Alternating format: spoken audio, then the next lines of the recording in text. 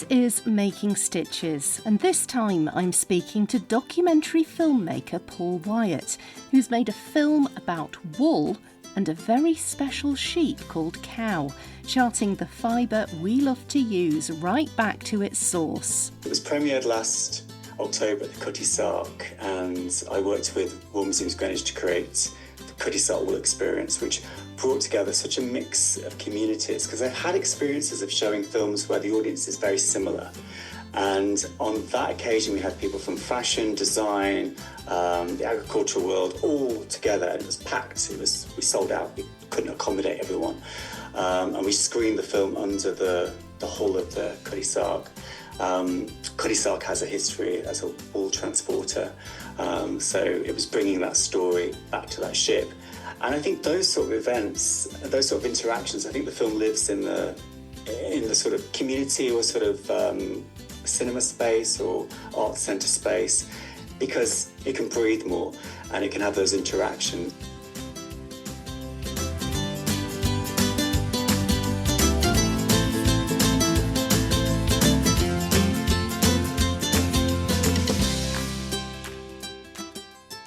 Hello and welcome to Making Stitches podcast. I'm Lindsay. I've loved making things and being creative all my life. I learnt to knit, sew and crochet when I was young, and those hobbies have stayed with me ever since. For a while I worked as a journalist and found a passion for hearing and sharing people's stories too. Those twin passions of conversation and creativity have come together to form Making Stitches podcast.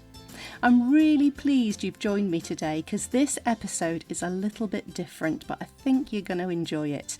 Usually on the podcast I'm chatting with knitters, crocheters, sewists, designers and makers. This time though, my guest is documentary filmmaker Paul Wyatt.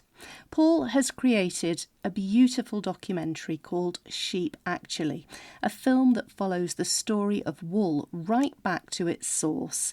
It's described as a film about wool and a sheep named Cow, but it's about so much more than that. It explores the connections between sheep, the people who care for them, and the makers who transform wool into the textiles we love, ourselves included. It even features a former guest from this podcast, independent yarn dyer Katie, who's also known as the Yarn Whisperer. As crafters, we spend hours with yarn in our hands, but how often do we actually stop and think about where it came from, or the lives of the animals and people who made it possible? I was fascinated by Paul's approach to telling that story, so I invited him onto the podcast to find out more about the film, what inspired him to make it, and what he discovered along the way. Did you know the first photo I ever took was of a sheep? Oh, you know that you've seen the film, haven't you? Yes, absolutely. You'll know that, yeah. Yeah, I know. Well, clearly it was written in the stars, wasn't it? It was. I mean, that was when I was 9, and the whole point of the film is that if you're going to work with wool, get to know how a sheep lives, take a walk and meet the sheep. I think that's how the film is opened.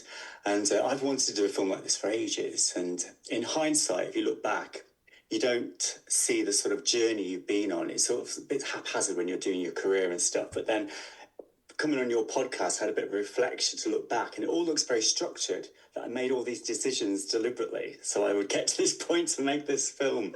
But I haven't at all. It's, been a career that went from high gloss advertising, TV shows and commercials to the grit of landfill sites, tin mines and textiles. I've worn a lot of high vis and learned a lot about materials and supply chains, and that whole route, it's been quite a journey that has led to this film, really.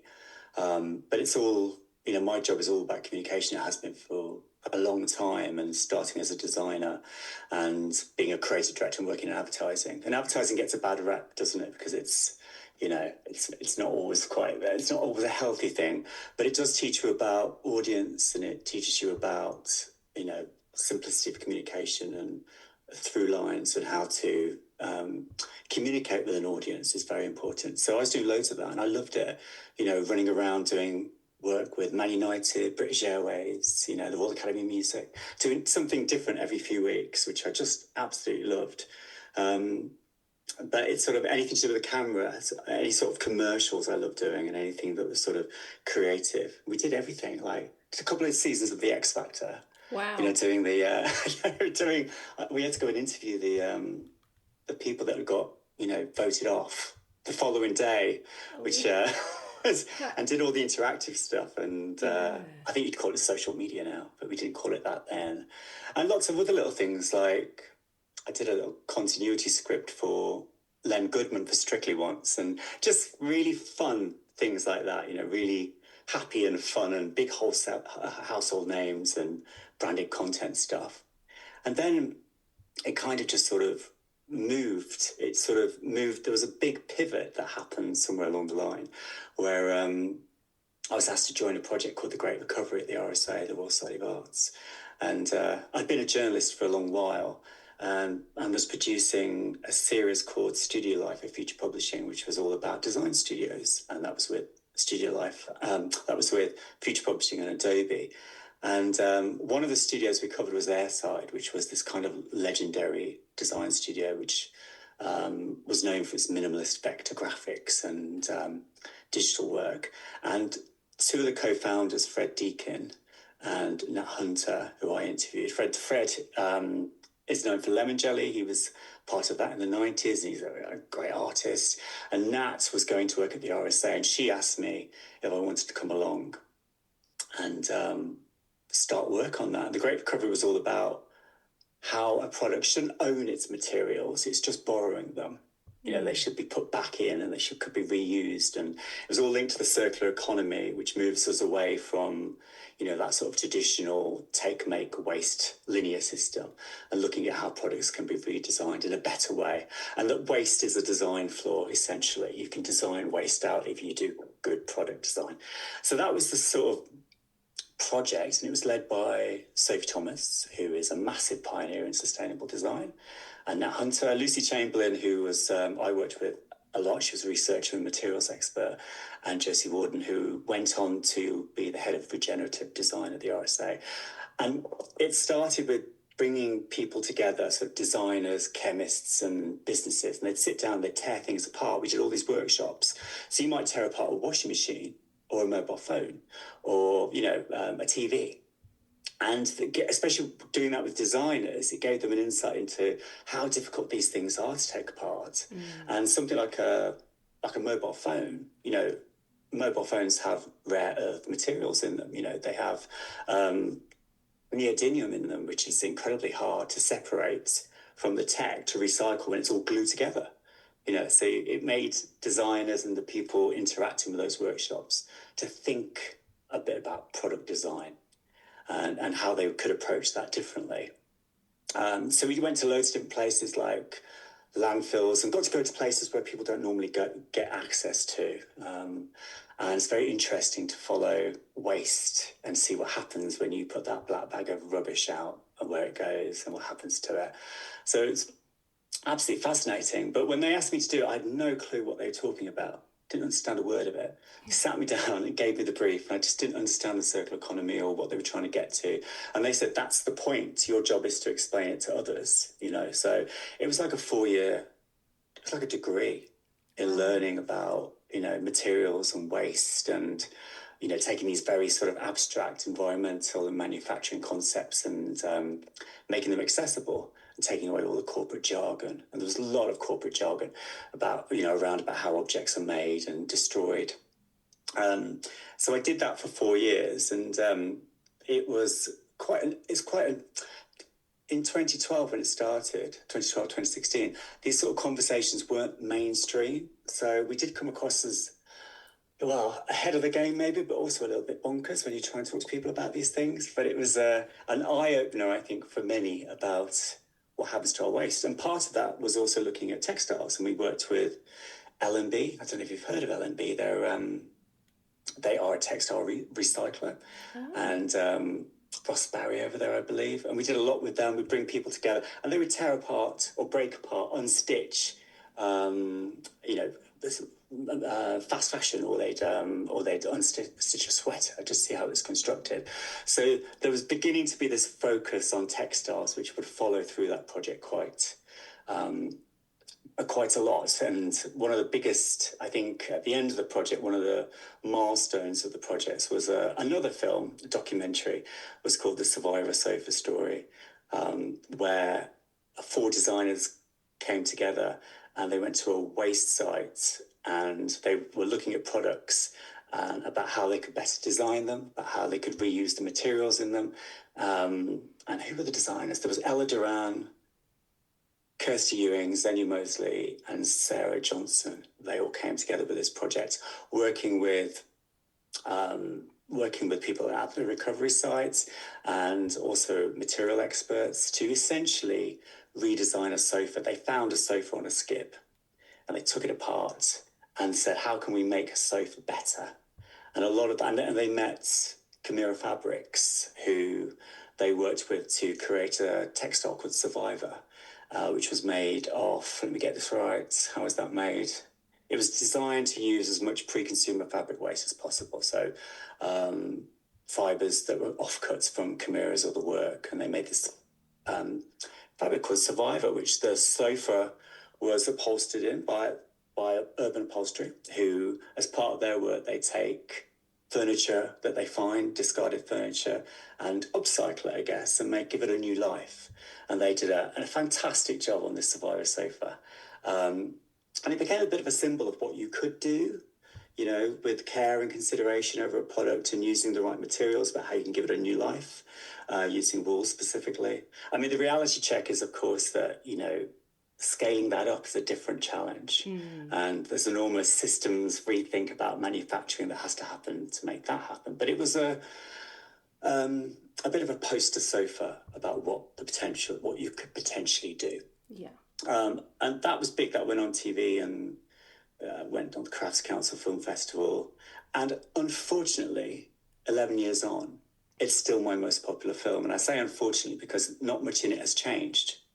You know, a lot of the problems in it haven't really changed around waste and discarded furniture and what happens to it. And a couple of years ago, Chloe Bullock wrote her book, Sustainable Interior Design, published by Reba, and features it. It's quite a prominent case study. So its legacy, unfortunately, continues. It's not something we can look back on and go, oh, you know, that a lot of that has been resolved, but it hasn't really. But it really sort of showed the importance of materials and, you know, how manufacturing design can influence the end of life of a product, for sure. So massive learning around materials and waste and making the right choices around products, I guess.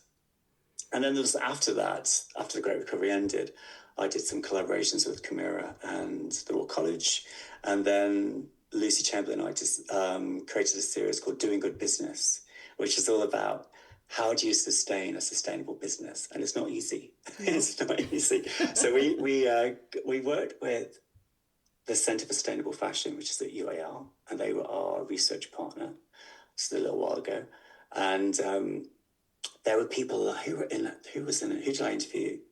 Christopher Rabin, Daniel Harris from the London Cloth Company, Elvis and Cressy, Finisterre, places like that. Just looking at, you know, how these businesses work and how they run. That was a little online series, which did very well.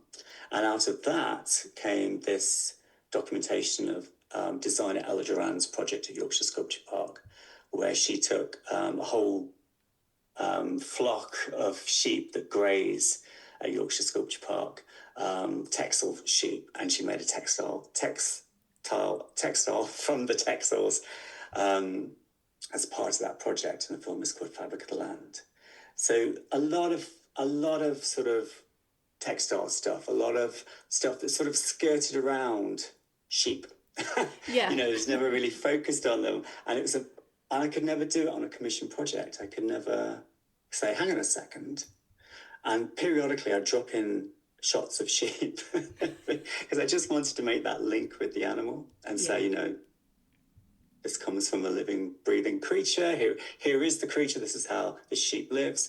But you just couldn't do it. So I spent so long trying to do. I just thought, well, I'll do it myself. And also, Sheep actually is the first ever film I've done where I'm in it. And I spent so long directing, planning, and shaping all this other content that it's and being invisible, because you have to, you know, you have to pretend you're not there. But on this one, it just didn't suit it, and you can actually hear me, and it's quite liberating, actually. I can imagine, and there's a lot of humour through it, especially when it comes to the natural world and the interaction from various creatures along the way.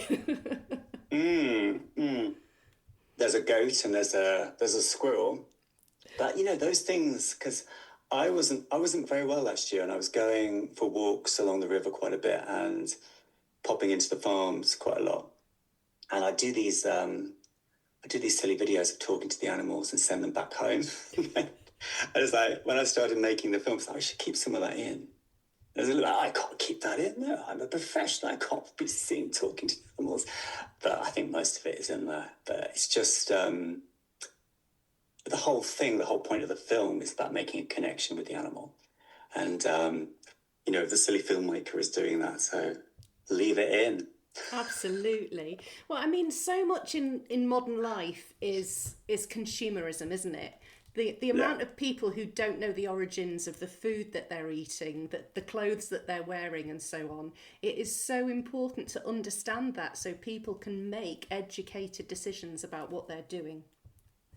Absolutely. And I hope that if someone watches my film, it's about wool, that maybe it opens up, you know, questions about other aspects of animals' lives and other aspects of the sheep's life. You know, I think it's there to, you know, my job is not to tell you how to think. My job is just to present lots of information and have it considered, I think. Diversity is clearly very important to you, in that you covered a whole spectrum of different crafts that use the wool or use wool of some form, and people from all walks of life as well. It was just, it's so lovely. Oh, thank you. It's I think quite a few of the people are either friends of friends, or I know them. I've known Ramir Badru for a long time, who's a textile artist, and much more. She's a textile artist in the film, and it's nice to have them in there and to dip into their worlds and frame it around, you know, Cal's experience, the sheep's experience of various aspects in her life. You know, we're doing a screening in July, actually at the farm where Cal lives. I think I'd do an immersive meet and greet with Cal and then watch the film, which I think will be quite nice.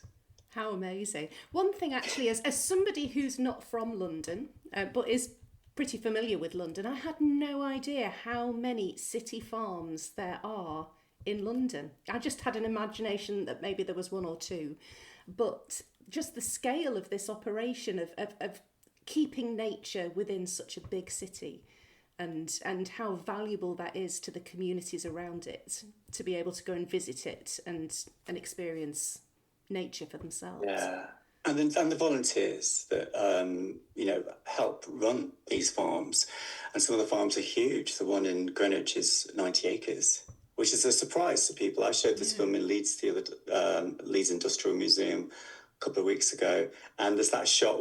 There's a shot which looks like it's out in the countryside, and it's quite a long shot, and it pans this field. And you think you're out in the middle of nowhere, but you're actually in London. And it says London on it. And it's like, oh yeah, it's a 90-acre farm in London. It's literally down the road. But it's fascinating. And of course, they're open farms. You know, you can go in and explore them, see what's going on, you know, which is a great part of it. So what is the message that you're trying to get across from this film? Well, all through this stuff that I've done around textiles, there's this whole thing about provenance of materials, and I hear it all the time, and it's like, well, you know, provenance of materials for wool, it goes back to an animal. So here is the animal. It's really that simple. It's like a little consideration for the animal. You know, we talk about wool, then get to know how that sheep lives, you know. And in London, and you know, take a walk and meet the sheep. I think that's what it's all about. It's as simple as that. It's like, hello, here's the sheep. Brilliant. And one thread that's kind of woven through it really is the story of London wool, and this particular lady Justine who wanted to make something of this wool that's produced by the sheep in the different farms across London. And I thought that was just so beautiful, seeing the collaboration between the different organisations and the different people. Yeah, I mean, I thought I was a bit of a sheep nut until I met Justine. I mean, she's absolutely knows everything about sheep, and she's got a great book out called The Wonder of Wool, and it has a lot about sheep breeding, and and she's, you know, a maker who absolutely considers that animal and knows about that animal and knows everything about their fleece and how they're looked after and all that type of thing. I mean, you know, it's one of those things where I can send a photo to Justine, I see a sheep, go off, and she'll know what it is. She'll know who. She's just great. But yeah, she's absolutely lives it like she loves it. You know, she actually really is as she is, you know, in the film. I love that. And we had some real fun moments in the film as well, going around and filming and meeting the sheep. Yeah, I can only imagine. But I mean, I think the central dilemma that I got from the film was the fact that whilst wool is so precious to makers, economically, for farmers, it's a completely different situation, and it's how do you make that work? Well, I wish I knew the answer to that. I mean, for Justine was saying about how, I mean, at the moment they're collecting all the wool, the fleeces for the next iteration of her project, which is happening right now. And I think she talks about the sort of machinery, as it were, the technology behind, you know, having to clean the wool, get the wool graded, all these sort of things that you need to do, and that you need a certain volume of wool to be able to do that, to get it at a decent price. And I think that's the dilemma, isn't it? I think that's the sort of genius of that project, is having all those farms. I think it's 13 or 14 farms, don't quote me on that, but there are also some private farms, I think, that are also contributing to that project. But having them bring all the wool together, and there's this whole army of volunteers right now who are collecting those fleeces and bringing them to be graded. So I think that's the challenge, isn't it? It's sort of the sort of back end of it, the sort of processing of it, that is the challenge there. And I think her project is, by getting that scale of wool, of those fleeces, the amount that it means that they can process it affordably. Absolutely. I think it's cooperation is key, isn't it? It goes back to the the age-old principle of working together to have this impact. So I think that's what's happened with that. I mean, it's come from the Kickstarter as well, and I can't remember exactly how many volunteers there are, but there's quite a few, because we're having a whole day for the volunteers on the I don't know when your podcast come out, but it's on the 27th of June. They're all coming together at Woodlands Farm, and they're having a day of sorting and grading, I believe, all the fleece that's come through, and we're going to show sheep actually as well. Oh, cool. Well, that just goes to show that clearly people care about this situation and want to see a positive outcome from it all, which is lovely. You're not kind of screaming into the void. You know it's having an impact, and you know people are keen to be involved. Yeah, absolutely. It's just a major organisational thing, isn't it? Getting all those fleeces transported across London, and I hope people are filming themselves or taking pictures, because I think that would make a great image. You know, all these people collecting fleece at all these farms. I think it's fantastic. Absolutely. So, having been to quite a few yarn shows myself and heard people speaking about yarn over the years, I mean, parts of Britain were built on the importance of wool. Huge parts of Yorkshire were paid for by wool, and in your film there's the story of a farmer who back in the day could pay off their mortgage simply by the money that they made from the fleeces. I mean, you said you don't have the answers, but I'm going to ask you, what do you think's key to kind of reinvigorating this kind of lost resource and getting it back into being used?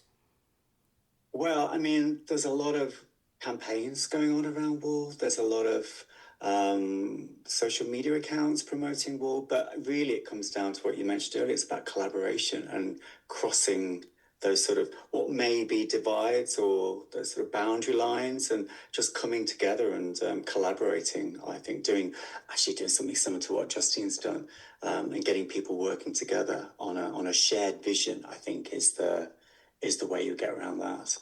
And also, you know, in terms of wool, it's sort of there's a great deal of benefits to using wool. I mean, my side of things, I want people to appreciate the sheep. I want them to be seen as the wool producers, as the vital link between these lovely things that are manufactured. It all goes back to the sheep themselves. So, but I think it's a lot around collaboration, and it's a lot about innovative thinking in terms of, you know, instead of saying, oh, we tried that before and it didn't work, then maybe looking at it a different way. I think Justine's project is a good example of that. Absolutely. And what kind of feedback have you had from your audiences who've watched the film so far? Well, it's interesting who people see and who they don't see. I think that's quite interesting. Some people are just very into the fibre, you know, and they don't see the sheep. And some people are very into the sheep and they don't really see the sort of the making aspect of it. It's a mix. It's a complete mix. I mean, it's early days. It was premiered last October at the Cutty Sark, and I worked with Wool Museums Greenwich to create the Cutty Sark Wool Experience, which brought together such a mix of communities, because I've had experiences of showing films where the audience is very similar. And on that occasion, we had people from fashion, design, the agricultural world, all together, and it was packed. We sold out. We couldn't accommodate everyone. And we screened the film under the hull of the Cutty Sark. Cutty Sark has a history as a wool transporter, so it was bringing that story back to that ship. And I think those sort of events, those sort of interactions, I think the film lives in the sort of community or sort of cinema space or art centre space, because, you know, when you're making a film like that, it's not like making something for like branded content for online, which is it's faster, and, you know, you have to make something happen within a few seconds. You have to make a statement. It can breathe more, and it can have those interactions. So we're going to do some of those interactions at other screenings. There's quite a few screenings coming up, and hopefully they'll involve, you know, panel discussions and Q&As and things like that, if we get the funding to do that. So that's the type of thing where I think a film like this can benefit all sides, you know, all bits of interest that people have in it. I think it needs to be discussed, and it needs to be out there in a public forums, rather than, you know, it's not going online anytime soon. I think it has a life in public settings.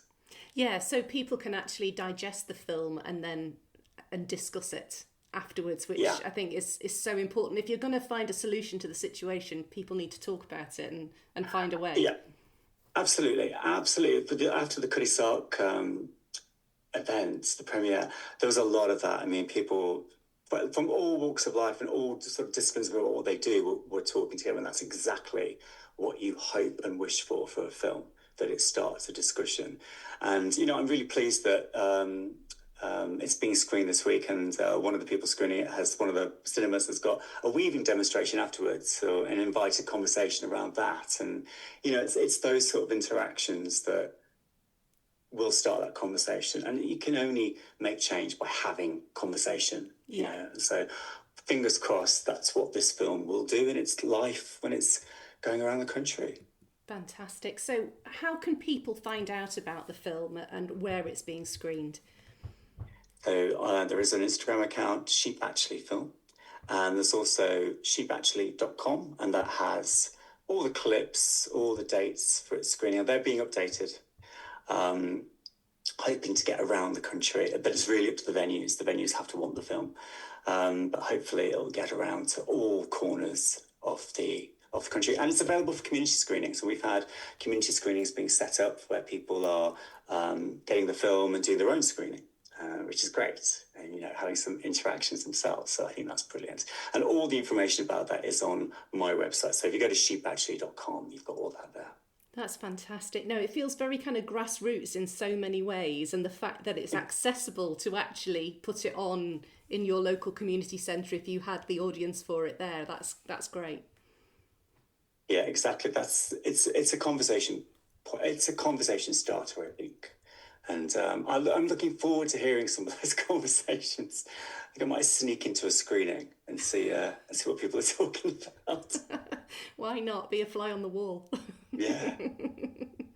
Oh, well, Paul, it's been so nice talking to you and hearing about your very exciting and varied journey to this point, to the sheep called Cow. Absolutely.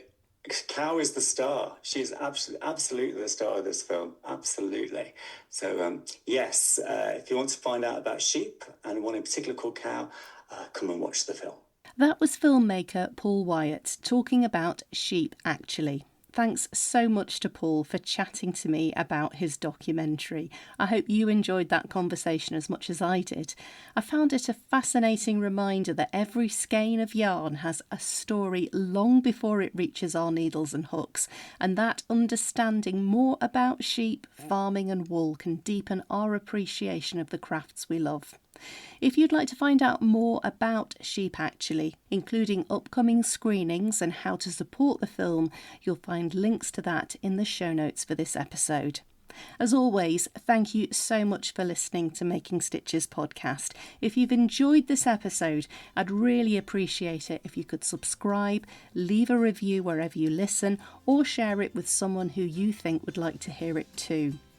It's Carry On Crafting Festival next weekend, and I will be heading down there for the first time, which is incredibly exciting for me. Do please say hello if you see me. All being well, I'll be sharing some of my experiences from the festival in the next episode, which is due out in 2 weeks' time, although things might be a little bit tight for me to get the episode edited, so make sure you're following Making Stitches podcast on socials and that you're subscribed wherever you get your podcasts from so you don't miss that episode when it comes out. Until next time, thanks again for listening. Take care of yourself and enjoy your crafting.